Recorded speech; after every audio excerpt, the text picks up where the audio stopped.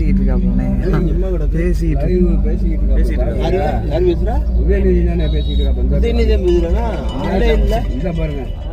ஐயோ ரைட்ல 1000 பேர் கூட இருக்க மாட்டாங்க. அதுதான் பேசுறான்னா பூரா காலியா கிடக்குது, எடுக்க மாட்டாங்களா ஒருத்தரும். யார் பேசுறா? உதயநிதி ஸ்டாலின் பேசுறாரு. அவனா பேசுறான்? அவனா பேசினுக்கிறான். என்ன ஆளே காணும், எல்லாம் காலிச்சார்களா இருக்கு. இதெல்லாம் இந்த மீடியாக்காரனுங்க வீடியோ எடுத்து போட மாட்டானுங்களே அப்படின்ற மாதிரி அங்க ஒருத்தர் கேக்குறாரு. உடனே பக்கத்துல இருந்தவரு, அதான் நான் எடுத்துட்டு இருக்கல, நான் இந்த வீடியோவை சோசியல் மீடியால போட்டுறேன் அப்படின்ற மாதிரி சொல்லி சிரிக்கிறாரு. அங்க இருக்கிறவங்க எல்லாருமே சிரிக்கிறாங்க. ஆடா பாவமே, என்னங்க இது? என்னது இது? வாழும் பெரியார், இளம் பெரியார், வருங்கால முதல்வர் உதயநிதி ஸ்டாலின் அவர்களுக்கு இப்படிப்பட்ட ஒரு சோதனையா? இந்த சம்பவம் நடந்தது வேற எங்கேயும் கிடையாது, மதுரையில தான். அங்க கிறிஸ்தவர்களுக்காக இந்த திமுக ஒரு பெரிய மாநாட்டை நடத்தி காமிச்சிருக்காங்க. கிறிஸ்துமஸ் திருவிழா வருது இல்லையா, அதுக்காக அவங்களுடைய ஓட்டுகளை வாங்குவதற்காக இப்படிப்பட்ட ஒரு நிகழ்ச்சி அங்க நடத்திருக்காங்க. அந்த நிகழ்ச்சியில உதயநிதி ஸ்டாலின் அவர்கள் ஒரு முக்கியமான விஷயத்த பேசியிருப்பாரு.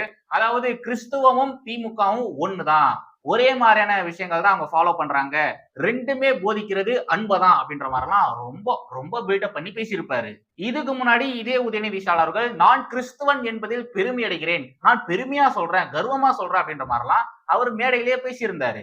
திமுக காரங்க எப்பவுமே இந்து பண்டிகைகளுக்கு வாழ்த்து சொல்றதே கிடையாது. ஆனா கிறிஸ்துவர்களுடைய பண்டிகை வந்தாலோ இஸ்லாமியருடைய பண்டிகை வந்தாலோ முந்தடிச்சிட்டு போயிட்டு வாழ்த்துக்கள் சொல்லுவாங்க, அவங்களுக்கு தேவையான விஷயங்களா செஞ்சு கொடுப்பாங்க. ஏர்போர்ட் பக்கத்துல ஹஜ் எல்லாம் வேற கட்டி கொடுத்துட்டு இருக்காங்க. இப்போ கிறிஸ்துவர்களுக்காக இவர் ஒரு பெரிய மாநாடு நடத்தி அவங்களுடைய ஓட்டுக்களை கவரணும் அப்படின்றதுக்காக இது மாதிரி எல்லாம் பேசிட்டு வந்துங்கிறாரு. திமுகவும் கிறிஸ்தவமும் ஒண்ணுதான் அப்படின்ற மாதிரி சொல்லிட்டு இருக்காரு. நாங்களா பகுத்தறிவாதிகள், எங்களுக்கு கடவுள் நம்பிக்கையே கிடையாது அப்படின்ற மாதிரி பேசுறவங்க கிறிஸ்துவர்களுக்கு ஓடி போறாங்க, இஸ்லாமியர்களுக்கு ஓடி போறாங்க. அவங்களுக்கு ஒண்ணுன்னா பயங்கரமா பொங்கி எழுந்துடுறாங்க. திருப்பரங்குன்றத்துல அங்க தீபம் ஏத்த முடியலன்னு சொல்லி ஒரு ஹிந்து தற்கொலை பண்ணிக்கிட்டாரு, இறந்துட்டாரு. தீயை வச்சு அவரே கொளுத்துக்கிட்டு இறந்துட்டாரு. நீங்க நல்லா பாருங்க, இந்த திமுக என்ன பண்ணுது அப்படின்றத தயவு செய்து கூர்ந்து கவனிச்சு பாருங்க. ஏர்போர்ட் பக்கத்துல இஸ்லாமியர்களுக்காக ஹஜ் இல்லத்தை இவங்க கட்டி தராங்க, இவங்களுடைய செலவுல. ஓகேங்களா, நாம கொடுக்கக்கூடிய வரி பணத்துல அரசாங்கம் அவங்க செலவு பண்ணி இஸ்லாமியர்களுக்கு ஹஜ் இல்லம் கட்டி தராங்க. இந்த பக்கம் கிறிஸ்தவர்களுக்கு என்ன மாதிரியான விஷயங்கள் செஞ்சு தராங்க அப்படின்றது எல்லாருக்குமே நல்லாவே தெரியும். கோர்ட் ஆர்டர் இருந்தும் அந்த சர்ச்சை இடிக்கணும்னு சொல்லி இருந்தாலும் இப்போ வரைக்கும் அந்த சர்ச்சை இடிக்கவே இல்லை, அமைதியா தான் இருக்காங்க. அப்படியே இந்துக்கள் பக்கம் வாங்க, வெறும் விளக்கேத்தணும் அவ்வளவுதான். தீபத்தூண்ல விளக்கேத்துறதுக்கு அனுமதி தான் கேட்டோம். ஆனா என்ன பாடுபடுத்துறாங்க பாத்தீங்களா? உச்ச நீதிமன்றத்துல இந்த வழக்குடைய விசாரணை போகும்பொழுது ரொம்ப மோசமா முருகப்பெருமான அவ்வளவு கொச்சபடிக்க எல்லாம் பேசி வச்சிருக்காங்க. முருகனுக்கு 2 பொண்டாட்டி இருக்கு, அதனால அது வேணாம், அது பேசவே வேண்டாம். அவ்வளவு மோசமா திமுக தரப்பு வழக்கறிஞர் வாதாடி இருக்காரு. இந்துக்களே, நீங்க இழிச்ச வாயங்களா இருக்கிற வரைக்கும் இவங்க இப்படிதான் உங்க மண்டையில முளக அரைப்பாங்க, நீங்க தான் முயற்சிக்கணும். ஓகே, நாம இந்த காலி சேர்கள் இந்த மேட்டருக்கு வரலாம். திமுக நடத்தக்கூடிய மாநாடுகள், சமீப காலமா அவங்க நடத்தக்கூடிய மாநாடுகள் நீங்க பாத்தீங்கன்னா வெறிசோடி தான் கிடக்கு. எல்லா இடத்துலயுமே காலி சேர்களாக தான் கிடக்கு. இத்தனைக்கும் அவங்க நடத்தக்கூடிய மாநாட்டுக்கு வரக்கூடிய தலைவர்கள் 2ஆம் கட்ட தலைவர்கள், 3ஆம் கட்ட தலைவர்கள்லாம் கிடையாது. ஸ்டாலின், உதயநிதி ஸ்டாலின் இவங்க தான் வராங்க. இவங்க வரக்கூடிய மாநாட்டிற்கு அங்க பெருசா கூட்டத்தையே காணோம். கோடிக்கணக்கான தொண்டர்கள் இந்த திமுக இருக்காங்க அப்படின்ற மாதிரி பெருமை பீத்திக்கிட்டு பேசுவாங்க இல்லையா, அப்படி அவங்க சொன்ன கணக்குல ஒரு 10% பேர் வந்திருந்தா கூட, வெறும் 10% பேர் வந்திருந்தா கூட இந்த கூட்டமானது நிரம்பி வழிஞ்சிருக்கும். திமுகவின் மானத்தை எப்படியாச்சும் காப்பாற்றணும்னு கொத்தடிமை ஊடகங்கள் முயற்சிகள் பண்ணாலும், எவ்வளவுதான் மூடி மறைச்சாலும், நம்முடைய பொதுமக்கள், இதெல்லாம் பார்க்கக்கூடிய பொதுமக்கள் திமுகவின் மானத்தை புடுங்கிடுறாங்க. நீங்களே பாத்தீங்களா, அது ரோட்ல போற யாரோ ஒருத்தர் எடுத்த வீடியோ, அந்த வீடியோவை போட்டு காரி துப்பி கழுவி ஊத்துறாங்க, திமுகவை காரி துப்புறாங்க. திமுக என்ன லட்சணத்துல ஆட்சி செஞ்சிட்டு இருக்கு அப்படிங்கிறதுக்கு இது மாதிரியான வீடியோஸ்கள் ஒரு உதாரணம் தான். ஓகே, இப்போ இன்னொரு குட்டி கிளிப்பிங் போடுறேன், அதை பார்த்துட்டு வாங்கலாம். இது வந்து கவர்மெண்ட் நடத்துறீங்களா இல்ல கண்காட்சி நடத்துறீங்களா சார்? அதை பத்தி என்னைக்கு நீங்க கேள்வி கேட்டுறீங்களா? இல்ல சார், அவர் பேசுறதுக்கு வாய்ப்பு கொடுங்க, ஒரு வாட்டி பேச விடுங்க. இல்ல புரியல, உண்மையாலே புரியல. கொத்தடிமை ஊடகவாதி கேட்ட கேள்விக்கும் உதயநிதி ஸ்டாலின் அவர்கள் சொன்ன பதிலுக்கும் என்ன சம்பந்தம் இருக்கு? புரியலங்க. உங்களுக்கு ஏதாச்சும் புரியுது? சின்னவரே, நீங்க இது மாதிரி பேசுறதுக்கு காரணம் என்ன தெரியுமா? யாரு காரணம் தெரியுமா? Here's a new brother, 15-year-old brother that I've got. I'm 40-year-old, Raj Kamal Films. That's what I think is my age. Yes, வேற யாரும் கிடையாது, கமல்ஹாசன் அவர்கள் தான். கமல்ஹாசன் அவர்கள் கூட சேராத வரைக்கும் உதயநிதி அவர்கள் பேசின ஸ்பீச் எல்லாம் பாருங்க, கொஞ்சமாச்சும் பாக்குற அளவுக்காச்சும் இருக்கும். என்னைக்கு கமல் திமுக கூட ஐக்கியமானாரோ, திமுகல சேர்ந்தாரோ, அன்னிலிருந்து சம்பந்தம் இல்லாம பேசிட்டு இருக்காங்க. லிட்டரலி ஒளரிட்டு இருக்காங்க. உதயநிதி ஸ்டாலின் அவர்கள் மட்டும் கிடையாதுங்க, திமுக இருக்கக்கூடியவர்கள், பேச்சாளர்கள், முதலமைச்சர் வரைக்கும் இதே நிலைமை தான். அவர் கூட சவகாசம் வச்சுக்காதீங்கன்னு படிச்சு சொன்னோமே, கேட்டீங்களா? கண்டிஷனை ஃபாலோ பண்ணுங்கன்னு சொன்னோமே, கேட்டீங்களா? எப்பொழுதும் எதிராசன் வடிவழகு என் இதய தொழுதால் இல்லை எனக்கெதிரே ஸ்ரீமதே ராமானுஜாய நமஹா. இனதர்மை தேசியவாதிகளுக்கும் வணக்கம் and Jai Shriram. National Herald வழக்கானது இப்ப மறுபடியும் பத்திக்க ஆரம்பிச்சிருக்கு. இந்த வருஷம், இந்த 2025 காந்தி குடும்பத்துக்கு ரொம்ப ரொம்ப மோசமான வருஷம்னு நினைக்கிறேன். ஏன்னா பாவம் இவங்க எல்லா இடத்துலயுமே நாயடி பேயடி வாங்கிட்டு அலைஞ்சிட்டு இருக்காங்க. ஏப்ரல் 9, 2025 அன்னைக்கு சோனியா காந்தி, ராகுல் காந்தி, இன்னும் ஒரு சில பேரின் மீது அமலாக்கத்துறை குற்றப்பத்திரிகை தாக்கல் செஞ்சிருக்காங்க. கிட்டத்தட்ட 1000 கோடி ரூபாய் வரைக்கும் இவங்க சட்டவிரோதமா சம்பாதிச்சிருக்காங்க. அதை கண்டுபிடிச்சதுக்கு அப்புறமா சுமார் 5000 கோடி ரூபாய் மதிப்புள்ள சொத்துக்களுடைய டீடைல்ஸ் இந்த குற்றப்பத்திரிகை கூட இணைக்கவும் செஞ்சிருக்காங்க. இதை எல்லாத்தையுமே PMLA ஆணையம் உறுதி செஞ்சதுக்கு அப்புறமா அடுத்த ஒரு சில வாரங்கள்ல இடி அவங்களுடைய சொத்துக்களை நேரடியா கைப்பற்ற ஆரம்பிச்சிட்டாங்க. மே 1ஆம் தேதி காந்தி குடும்பத்திற்கு நீதிமன்றம் நோட்டீஸ் அனுப்பியிருக்காங்க.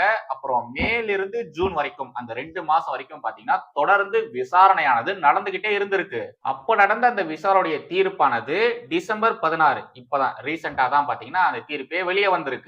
அந்த தீர்ப்பு காந்தி குடும்பத்திற்கு எதிராக தான் வந்திருக்கு. பட் இங்க இருக்கக்கூடிய நம்முடைய முதலமைச்சர் ஸ்டாலின் முதல், இந்த காங்கிரஸ் உடைய தொண்டர்கள் முதல், ஊடக பொறுக்கிகள், இவங்க எல்லாருமே பாத்தீங்கன்னா அந்த வழக்குடைய தன்மை என்ன அப்படின்றத முழுசா உள்வாங்கிக்காம வேற மாதிரி திருச்சி பேசிட்டு வந்துட்டு இருக்காங்க.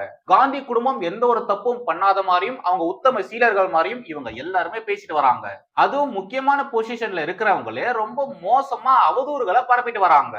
கோர்ட்ல என்ன நடந்ததோ அதை அப்படியே பேசினா கூட பரவாயில்ல. பட் இவங்க என்ன பண்றாங்க, கோர்ட்ல நடந்தது ஒண்ணு, அங்க வைக்கப்பட்ட வாதம் பிரதிவாதம் ஒண்ணு, பட் இவங்க எல்லாருமே வேற மாதிரி பேசிட்டு வந்துட்டு இருக்காங்க. அவதூறுகள் மட்டும் தான் பரப்பிட்டு வந்துட்டு இருக்காங்க. அதை பத்தி எல்லாம் நாம அப்புறமா பார்க்கலாம். இப்போ இந்த நேஷனல் ஹெரால்டு இந்த வழக்கு குறித்து பார்க்கலாம். காங்கிரஸ்க்கு தொடர்புடைய சொத்துக்களை கைமாற்றப்படும் பொழுது பல நூறு கோடி ரூபாய் சட்டவிரோதமா இவங்க கையாடல் பண்ணிருக்காங்க. எந்த வழியில இவங்க இத மாதிரியான நிதி மோசடியை பண்ணிருப்பாங்க, இந்த பண பரிவர்த்தனைகள் எப்படி நடந்திருக்கும் அப்படின்ற மாதிரியான விசாரணைகள் தொடர்ந்து நடந்துட்டு இருக்கு. அண்ட் ஏகப்பட்ட விஷயங்களும் வெளியே லீக் ஆயிட்டே தான் இருக்கு. காந்தி குடும்பம் என்ன மாதிரியான குற்ற செயல்கள்ல ஈடுபட்டு இருக்காங்க, இடி இப்படிப்பட்ட நடவடிக்கை எடுத்திருக்காங்க அப்படின்றத பார்க்கலாம்.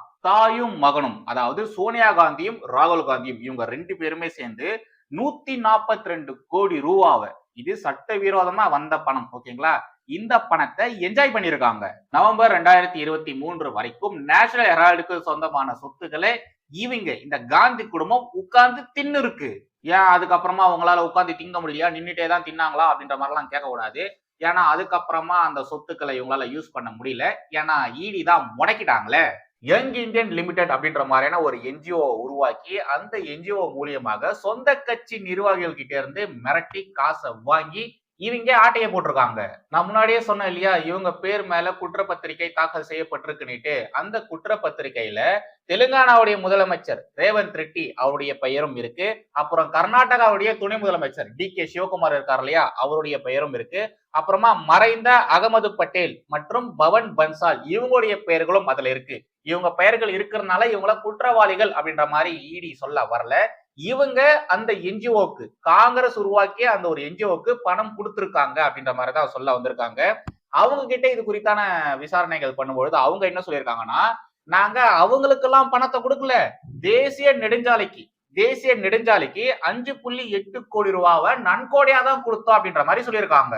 அதுக்கப்புறமா ராஜீவ் கம்பீர் அப்படின்ற நபர் இறந்து போன அகமது பட்டேல் அவருடைய பேச்சை கேட்டு காங்கிரஸ் அலுவலகத்துல ஒரு சில முக்கியமான பதவிகளை வாங்குறதுக்காகவும் 2019 மக்களவை தேர்தல்ல ஹிமாச்சல் பிரதேசத்துல மண்டி அப்படின்ற ஒரு பகுதி இருக்கு, அந்த இடத்துல தன்னுடைய மருமகனுக்கு டிக்கெட் கொடுங்க அப்படின்றதுக்காகவும் இவங்களுக்கு, இந்த யங் இந்தியன் லிமிடெடுக்கு, இந்த காந்தி குடும்பத்துடைய NGOக்கு இவரு நன்கொடையா காசும் கொடுத்திருக்காரு. இப்ப நான் சொன்ன இந்த விஷயங்கள் இருக்கிறியா, இது எல்லாமே வாக்குமூலங்கள்.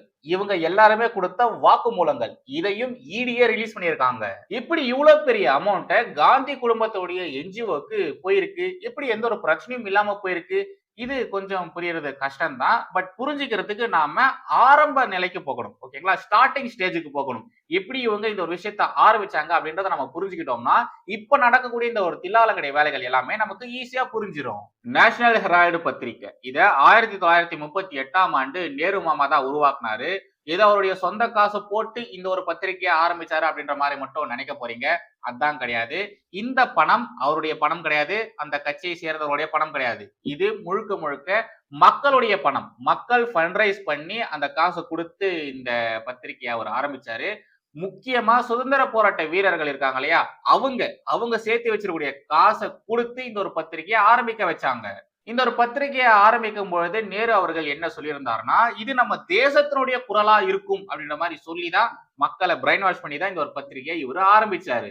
ஆனா 2008ஆம் ஆண்டு இந்த நேஷனல் ஹெரால்டு பத்திரிகையானது இழுத்து மூடப்பட்டது. அதுக்கு காரணம் ஐஎன்சி, இந்த இந்தியன் நேஷனல் காங்கிரஸ் இருக்கு இல்லையா, இவங்க கிட்ட இருந்து நேஷனல் ஹெரால்டு கிட்டத்தட்ட ஒரு 90 கோடி வரைக்கும் கடன் வாங்கியிருக்காங்க. அதாவது அவங்க வாங்கின கடன் கம்மியா இருந்திருக்கும், அது வட்டி குட்டி இதெல்லாம் போட்டு 90 கோடி வரைக்கும் போயிடுச்சு. அதுக்கப்புறமா நம்மளால மெயின்டைன் பண்ண முடியாதுன்னு சொல்லி அந்த நேஷனல் ஹெரால்ட மூடிட்டாங்க. ஆனா அதே நேரத்துல அதே காலகட்டத்துல ஏஜேஎல்னா அசோசியேட்டட் ஜேர்னல் லிமிடெட், இது என்னப்பா திடீர்னு வந்திருக்கு அப்படின்ற மாதிரி கேட்க போறீங்க. இதெல்லாம் பின்னாடி சொல்றேன். ஓகேங்களா? பின்னாடி சொல்றேன். இவங்க அதே நேரத்துல இந்தியா முழுக்க கிட்டத்தட்ட 2000 கோடி மதிப்புள்ள ரியல் எஸ்டேட்டுகளை வச்சிருந்தாங்க. 1938ல நேரு மாமா சுதந்திர போராட்ட வீரர்கள் கூட சேர்ந்து மத்தவங்கள்ட்டையும் காசு வாங்கி இந்த நேஷனல் ஹெரால்டு பத்திரிகை ஆரம்பிச்சாரு. ஆரம்பிக்கும் பொழுது இது இந்த நாட்டினுடைய சுதந்திர இந்தியாவுடைய குரலாக இருக்கும் அப்படின்ற மாதிரி சத்தியம் வேற பண்ணியிருக்காரு. நேஷனல் ஹெரால்டு பத்திரிகை இந்த தேசத்துடைய சுதந்திர தேசத்துடைய குரலாக இருக்கும்னு நேரு மாமா சொல்லியிருந்தாரு. பட் 1947க்கு அப்புறமா அப்படிப்பட்ட விஷயங்கள் எதுவுமே நேஷனல் ஹெரால்டுல நடக்கவே இல்லை. நேஷனல் ஹெரால்டு கூட இன்னொரு நிறுவனமும் கூட சேர்ந்து இருந்தது. அதுதான் அந்த ஏஜேஎல், அசோசியேட்டட் ஜேர்னல் லிமிடெட். இதுவும் இந்த நேஷனல் ஹெரால்டும் கிட்டத்தட்ட ஒண்ணுதான், ஒரே கம்பெனி தான். இவங்க 2 பேருமே சேர்ந்துதான் இந்த நியூஸ் பேப்பரை ரன் பண்ணிட்டு இருந்தாங்க. இந்த நியூஸ் பேப்பர் ஆனது இந்த நாட்டினுடைய குரலாலாம் ஒண்ணும் கிடையாது, காங்கிரஸ் கட்சியினுடைய குரலா தான் இருந்திருக்கு. நேஷனல் ஹெரால்டு கூட சேர்ந்து ஏஜேஎல், இந்த அசோசியேட்டட் ஜேர்னல் லிமிடெட் இருக்கு இல்லையா, இவங்க ஒன்னா சேர்ந்து 2 பத்திரிகைகளை ரிலீஸ் பண்ண ஆரம்பிச்சாங்க. ஒன்னு ஹிந்தில, இன்னொன்னு உருதுல. ஆனா தொடர்ந்து அவங்க சரிவை சந்திச்சதுனால, வீழ்ச்சியை சந்திச்சதுனால 2008ஆம் ஆண்டுல இந்த நேஷனல் ஹெரால்டு பத்திரிகை இழுத்து மூடப்பட்டதுன்னு சொல்றாங்க. பட் முக்கியமான காரணம் என்னன்னா, 90 கோடிக்கும் மேல காங்கிரஸ் கிட்ட இவங்க கடன் வாங்கியிருக்காங்க. நேஷனல் ஹெரால்டு ஆனது கடன் வாங்கியிருக்கு. அந்த ஒரு கடனை கட்ட முடியல, சிச்சுவேஷன் ரொம்ப பேடா இருக்குன்னு சொல்லிதான் அந்த பத்திரிகையை மூடி இருக்காங்க. இந்த இடத்துலதான் ஒரு முக்கியமான சம்பவமே நடக்குது. யங் இந்தியன் லிமிடெட் அப்படின்ற ஒரு நிறுவனம் உள்ள வருது. அவங்க இந்த ஏஜேஎல் வாங்கின கடனை ஏத்துக்கிறாங்க. இந்த 90 கோடி கடன் வாங்கினதா சொல்றாங்க இல்லையா, ஏஜேஎல் அப்படின்றதும் நேஷனல் ஹெரால்டு அப்படின்றதும் ரெண்டுமே ஒரே ஃபேமிலி தான். ஓகேங்களா? அதுல நீங்க கன்ஃபியூஸ் ஆகிக்காதீங்க. அவங்க வாங்கின அந்த ஒரு கடனை நாங்க கட்டுறோம்னு சொல்லி இந்த YIL, யங் இந்தியன் லிமிடெட், இவங்க பாத்தீங்கன்னா அந்த கடனை ஏத்துக்கிறாங்க. அதுக்கு ஈடாக இந்த யங் இந்தியன் லிமிடெட் கேட்ட விஷயம் என்னன்னா, இவங்க வச்சிருக்கக்கூடிய சொத்துக்கள் இருக்கு இல்லையா, நேஷனல் ஹெரால்டு மற்றும் ஏஜேஎல், இவங்க வச்சிருக்கக்கூடிய சொத்தை அதனுடைய மொத்த கண்ட்ரோலை எங்களுக்கு நீங்க தரணும் அப்படின்ற மாதிரி கேட்டிருக்காங்க. அவங்களும் கொடுத்துட்டாங்க. இந்த ஏஜேஎல் என்ன பண்ணிருக்கு, அவங்களுடைய கடனை ஈக்விட்டியா மாத்தி அவங்களுடைய நிறுவனத்தின் 99% ஷேரை யங் இந்தியன் லிமிடெட், நடுவில் ஒருத்தன் வந்தா பாத்தீங்களா, நான் உங்களுக்கு காசு தர சொல்லி ஒருத்தன் வந்தா பாத்தீங்களா, அவங்களுக்கு 99% ஷேரை கொடுத்துட்டாங்க. யங் இந்தியன் லிமிடெட் ஏஜேஎல் கிட்ட இருந்து 99% ஷேரை வாங்கினதுனால ஒட்டுமொத்த கண்ட்ரோல் யங் இந்தியன் லிமிடெடுக்கு வந்துருச்சு. இந்த நேஷனல் ஹெரால்டு, ஏஜேஎல் இதெல்லாம் உருவாக்குனது யாரு? நேரு மாமா சொல்லி இந்திய சுதந்திர போராட்ட வீரர்கள் காசு கொடுத்து, மக்களுக்கு காசு கொடுத்து இந்த ஒரு கம்பெனியை உருவாக்குனாங்க, இந்த ஒரு நியூஸ் பேப்பரை உருவாக்குனாங்க. அது கூட ஏகப்பட்ட பேர் ஷேர் வச்சிருப்பாங்க இல்லையா, ஷேர் வாங்கியிருப்பாங்க இல்லையா, அவங்களுடைய ஷேர் எல்லாம் என்ன ஆச்சுன்னா வெறும் 1% வந்து நின்று போச்சு. 1% தான் இவங்களுடைய ஒட்டுமொத்த ஷேரும் இருந்திருக்கு. ஒட்டுமொத்த விவகாரத்துக்கு பின்னாடி எப்பேற்பட்ட சதி நடந்திருக்கு, என்ன மாதிரியான ஸ்கெட்ச் போட்டிருக்காங்க, எப்படி இவங்க திட்டம் போட்டு இவ்வளவு பெரிய சொத்தை ஆட்டிய போட்டிருக்காங்க அப்படின்ற ஒட்டுமொத்த விவகாரத்தையுமே அமலாக்கத்துறை புட்டு வச்சிருக்கு. இங்க ஒரு ஸ்கிரீன்ஷாட் போடுறேன், அதை கொஞ்சம் பாருங்க. யங் இந்தியன் லிமிடெட் நிறுவனம் நவம்பர் 2010 ஒரு லாப நோக்கமற்ற நிறுவனமாக சமூக நலன்களை மேம்படுத்தும் நோக்கத்துடன் இணைக்கப்பட்டது. அதாவது என்ஜிஓன்னு சொல்லியிருந்தேன் இல்லையா, என்ஜிஓன்ற மாதிரி தான் இவங்க ஆரம்பிச்சிருக்காங்க. ஆனாலும் நிறுவனத்தின் உரிமையாளர் அமைப்பு கவலைகளை எழுப்பியுள்ளது. டிசம்பர் 2010 YIL நிறுவனம் AJLஇன் 99% பங்குகளை கையகப்படுத்தியது. இதன் மூலம் அந்த நிறுவனத்தையும் அதன் ரியல் எஸ்டேட் பங்குகளையும் திறம்பட கையகப்படுத்தி கொண்டது. இந்த பரிவர்த்தனை முதலில் பத்திரிகை நோக்கங்களுக்காகவே இருந்த மதிப்புமிக்க சொத்துக்கள் மீது காந்தி குடும்பத்தினரின் கட்டுப்பாட்டை எளிதாக்கியதாக தெரிகிறது. எனவே இதை நாம கண்டிப்பா ஆராயணும், இன்வெஸ்டிகேஷன் பண்ணணும் அப்படின்ற மாதிரி சொல்லிதான் இந்த வழக்குடைய விசாரணையை ஆரம்பிச்சாங்க. இந்த யங் இந்தியன் லிமிடெட் யாருடையதுன்னு தெரியாம இருந்ததுன்னு சொல்லியிருந்தேன் இல்லையா? பட் அதை ஒரு சில தினங்கள்லயே கண்டுபிடிச்சிட்டாங்க. இதுக்கு முன்னாடி யார் இருக்கா, என்ன மாதிரியான சதி வேலைகள் நடந்திருக்கு, காந்தி குடும்பம் எப்படிப்பட்ட சதி திட்டம் தீட்டி இந்த ஒட்டுமொத்த சொத்தையை ஆட்டையை போட்டிருக்காங்க அப்படின்றதெல்லாம் அப்பயே கண்டுபிடிச்சிட்டாங்க. இப்போ உங்களுக்கு ஒரு இமேஜ் போறேன், நீங்க பாருங்க. 38% ராகுல் காந்தி கிட்ட இருக்கு, 38% சோனியா காந்தி கிட்ட இருக்கு, 12% ஆஸ்கர் பெர்னாண்டஸ் கிட்ட இருக்கு, இன்னொரு 12% இறந்து போன வஹோரா அவர்கிட்ட இருக்கு. இதுதான் ஓகேங்களா இப்போதைய நிலைமை. அந்த யங் இந்தியன் லிமிடெட் அந்த கம்பெனியோட நிலைமை இதுதான். எவ்வளவு ஷேர்ஸ் யார் யாரு எப்படி வச்சிருக்காங்கன்றத நீங்களே பாத்துக்கோங்க. செக்ஷன் 25க்கு கீழே இவங்க இந்த ஒரு நிறுவனத்தை எப்படி பதிவு பண்ணியிருந்தாங்கன்னா, இது ஒரு NGO, எந்த ஒரு லாபமும் எதிர்நோக்காம நாங்க மக்களுக்கு சேவை செய்யறதுக்காக, சமூக சேவைகள் செய்யறதுக்காக தான் இந்த ஒரு நிறுவனத்தை ஓபன் பண்ணோம் அப்படின்ற மாதிரி இவங்க சொல்லியிருந்தாங்க. பட் இது வரைக்கும் இவங்களுடைய கம்பெனி இருந்து ஒரே ஒரு ரூபாய் கூட சமூக செயல்பாட்டிற்காக செலவு பண்ணதே கிடையாது. இடி இவங்களுடைய சொத்துக்களை முடக்கும் பொழுது அதோடைய சொத்து மதிப்பு 2000 கோடி ஓகேங்களா, 2000 கோடி. பட் இப்போ அது 5000 கோடின்னு சொல்றாங்க. இந்த 5000 கோடி மதிப்புள்ள சொத்துக்களை முடக்கியாச்சு, ஹைஜாக் பண்ணியாச்சு. இந்த காந்தி குடும்பம் இவங்க நீதிமன்றத்துல எப்படிப்பட்ட வாதங்களை முன்னெடுத்து வச்சாங்கன்னா, யங் இந்தியன் லிமிடெட் நிறுவனம் இருக்கு இல்லையா, இது ஒரு தொண்டு நிறுவனம். சோ நீங்க எங்களுக்கு வருமான வரியை ரத்து பண்ணணும் அப்படின்ற மாதிரிலாம் கேட்டிருந்தாங்க. பட் நீங்க பெருசா எந்த ஒரு தொண்டும் பண்ணது கிடையாது, ஒரு ரூபா கூட செலவு பண்ணது கிடையாது, அதனால இது மாதிரியான விஷயங்கள் பண்ண முடியாதுன்னு சொல்லி இவங்க முன்னெடுத்து வச்ச அந்த ஒரு கோரிக்கையை நிராகரிச்சிட்டாங்க. பல வருஷமா தொடர்ந்து இந்த வழக்குடைய விசாரணை நடந்துகிட்டே தான் இருந்தது. ஒவ்வொரு முறை விசாரணை நடத்தும் பொழுது ஏதாச்சும் ஒரு குளறுபடிகள் இந்த காந்தி குடும்பத்துல இருக்கக்கூடியவர்கள் பண்ணிக்கிட்டே இருந்தாங்க. தொடர்ந்து ஏகப்பட்ட குடைச்சல்கள் கொடுத்துக்கிட்டே இருந்தாங்க.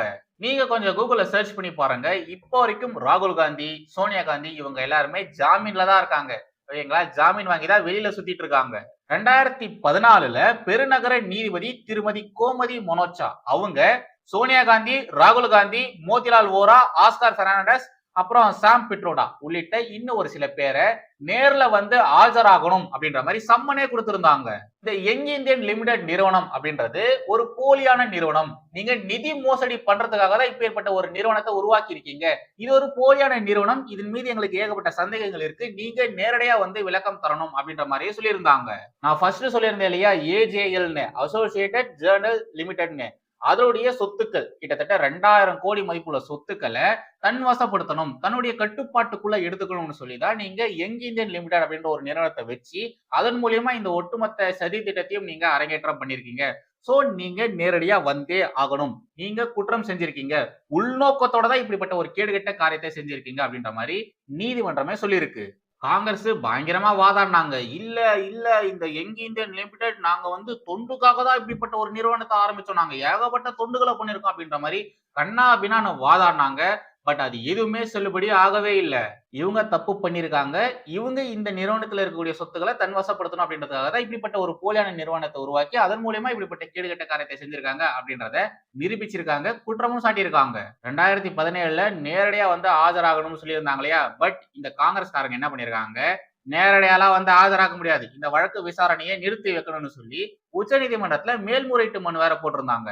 இவங்க உள்நோக்கத்தோட எங்களுடைய பெயரை கெடுக்கணும்னு சொல்லி இப்படிப்பட்ட ஒரு வழக்கை போட்டிருக்காங்க. சோ இந்த வழக்குல நீங்க விசாரிக்க கூடாது, இந்த வழக்கை நீங்க தள்ளுபடி பண்ணணும் அப்படின்ற மாதிரிலாம் வாதாடி இருக்காங்க.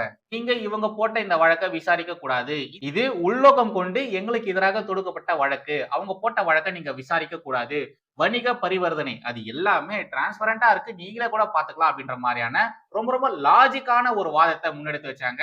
அப்புறம் இன்னொரு முக்கியமான விஷயத்த சொல்ல மறந்துட்டேன்.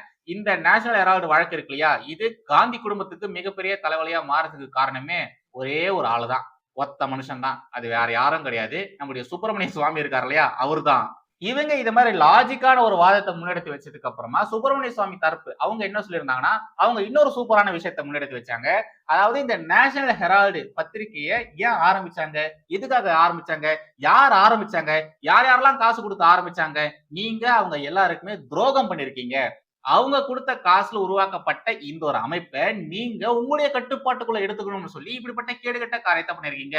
சோ இது ஒரு குற்றம் தான், இது ஒரு கிரிமினல் நடவடிக்கை தான் அப்படின்ற மாதிரி சுவாமி தரப்பு, சுப்பிரமணிய சுவாமி தரப்புல இருந்து வாதாடி இருக்காங்க.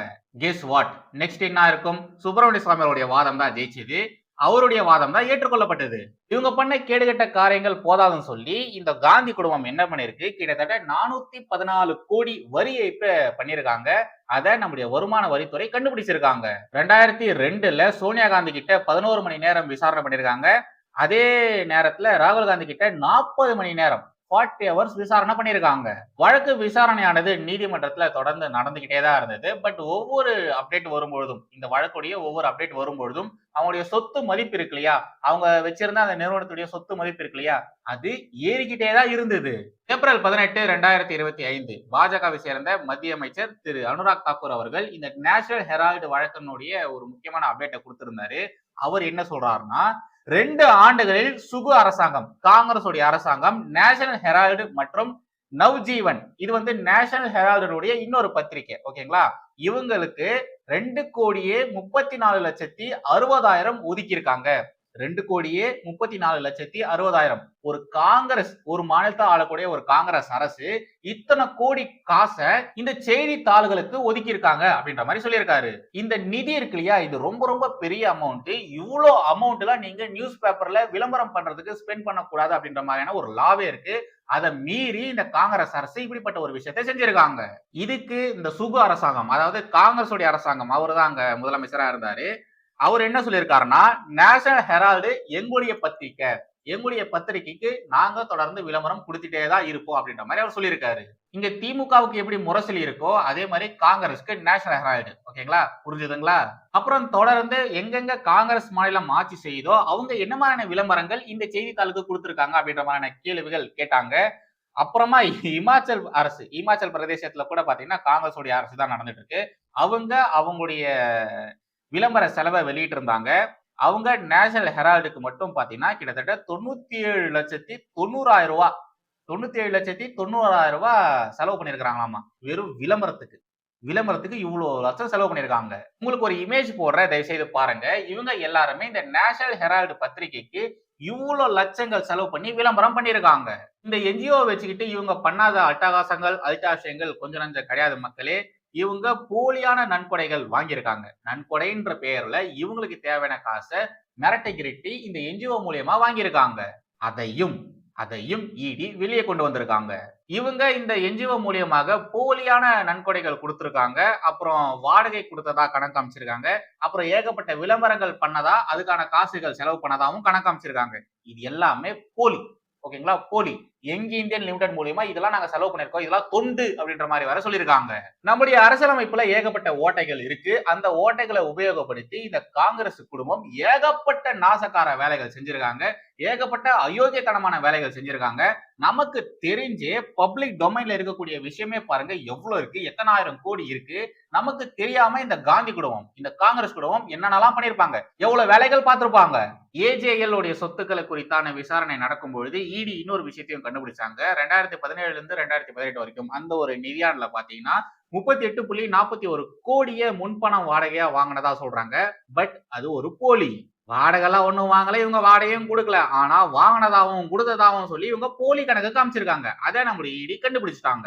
அதுவும் அந்த அமௌண்ட்டை பாத்தீங்களா, 38 கோடி, 38.41 கோடி, கிட்டத்தட்ட 39 கோடி வரைக்கும் வாடகை வாங்கணும், வாடகை கொடுத்தோம் அப்படின்ற மாதிரி எல்லாம் பேசி வச்சிருக்காங்க. அப்படின்ற மாதிரியான டாக்குமெண்ட்ஸை ரெடி பண்ணி வச்சிருக்காங்க.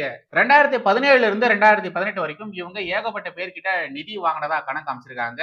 அதுவும் பல கோடிகள் நிதி வாங்கினதா கணக்கு அமைச்சு வச்சிருக்காங்க. 2017 இருந்து 2021 வரைக்கும் நேஷனல் ஹெரால்டு பத்திரிகையில விளம்பர செலவுகள் மட்டும் இந்த காங்கிரஸ் எவ்வளவு பண்ணிருக்குன்னா கிட்டத்தட்ட 16 கோடி, 15.86 கோடி செலவு பண்ணிருக்காங்க. ஆனா 2017 இருந்து 2018 அந்த காலகட்டத்திலே பாத்தீங்கன்னா இந்த நேஷனல் ஹெரால்டு பத்திரிகை இருக்கு இல்லையா, இத மூடிட்டாங்க, ஓகேங்களா. செய்திகள்லாம் பெருசா வெளியிடுறதே கிடையாது. ஆனா நாங்க விளம்பரம் மட்டும் வெளியிட்டோம். அட்வர்டைஸ்மெண்ட்ஸ் மட்டும் வரக்கூடிய நியூஸ் பேப்பர்ஸ் நீங்க பாத்துப்பீங்க. அதுல வெறும் அட்வர்டைஸ்மெண்ட் மட்டும் தான் இருக்கும். அது மூலியமாக மட்டும் நாங்க இவ்வளவு கோடி சம்பாதிச்சிருக்கோம் அப்படின்ற மாதிரி கணக்கு காமிச்சிருக்காங்க. அது எவ்வளவுன்றீங்க? கிட்டத்தட்ட 30 கோடி. 30 கோடி வரைக்கும் நாங்க இந்த வருமானத்தின் மூலியமாக மட்டும் சம்பாதிச்சிருக்கோம் சொல்றாங்க. ஆனா நேஷனல் ஹெரால்டு பத்திரிகையை நீங்க யாராச்சும் பாத்திருக்கீங்களா? இல்ல, நான் அது வரைக்கும் பார்த்ததே இல்ல. நான் முரசொலி பத்திரிகை கூட பார்த்திருக்கேன். ஆனா நேஷனல் ஹெரால்டு பத்திரிகையை நான் பார்த்ததே கிடையாது. அந்த பத்திரிகை பப்ளிஷும் பண்றது கிடையாது. ஆனா நாங்க விளம்பரம் மட்டும் பண்றோம்னு சொல்லி கிட்டத்தட்ட 30 கோடி வரைக்கும் 29.45 கோடி வரைக்கும் சம்பாதிச்சதா கணக்கு காமிக்கிறாங்க. இதுல பாதிக்கு பாதி வெறும் காங்கிரஸ்காரங்க மட்டுமே விளம்பரம் கொடுத்ததா சொல்லியிருக்காங்க. மிச்சம் இருக்கக்கூடிய பணம் எல்லாமே நாங்க வேற நிறுவனங்கள் கிட்ட இருந்து அட்வர்டைஸ்மெண்ட் வாங்கணும், அவங்க மூலியமா இவ்வளவு பணத்தை நாங்க சம்பாதிச்சோம் அப்படின்ற மாதிரி கணக்கு காமிக்கிறாங்க. ஆடா பாவிகளா, என்னெல்லாம் பண்ணிருக்காங்க பாத்தீங்களா? எப்படிலாம் திருடி தின்னுருக்காங்க பாத்தீங்களா? இத்தனைக்கும் இந்த நேஷனல் ஹெரால்டு பத்திரிகையை உருவாக்கும் பொழுது இந்த நேரு மாமா சொன்ன விஷயம் என்னன்னா, இது மக்களுக்கான குரலா இருக்கும். இங்க ஒருத்த சொல்லிட்டு தெரிஞ்சானே சிபி செந்தில், அவன் என்ன சொன்னா, குரலற்றவன் குரலாக நான் ஒலிப்பேன்னு சொன்னா இல்லையா? அத மாதிரிதான் இது இந்த சுதந்திர தேசத்துடைய குரலாக ஒலிக்கும்னு சொல்லி ஆரம்பிச்சாங்க. பட் அதன் மூலியமா எவ்வளவு கோடிகளை இவங்க சம்பாதிச்சிருக்காங்க பாத்தீங்களா? அவருடைய சொத்துக்களை எப்படி இவங்க கையகப்படுத்திருக்காங்க பாத்தீங்களா? இப்ப நீங்க உங்களுடைய மனசாட்சியை தொட்டு சொல்லுங்க, திமுக பெரிய ஊழல் கட்சியா இல்ல காங்கிரஸ் பெரிய ஊழல் கட்சியா? நீங்களே சொல்லுங்க. நீங்களே கமெண்ட்ல சொல்லிட்டு போங்க.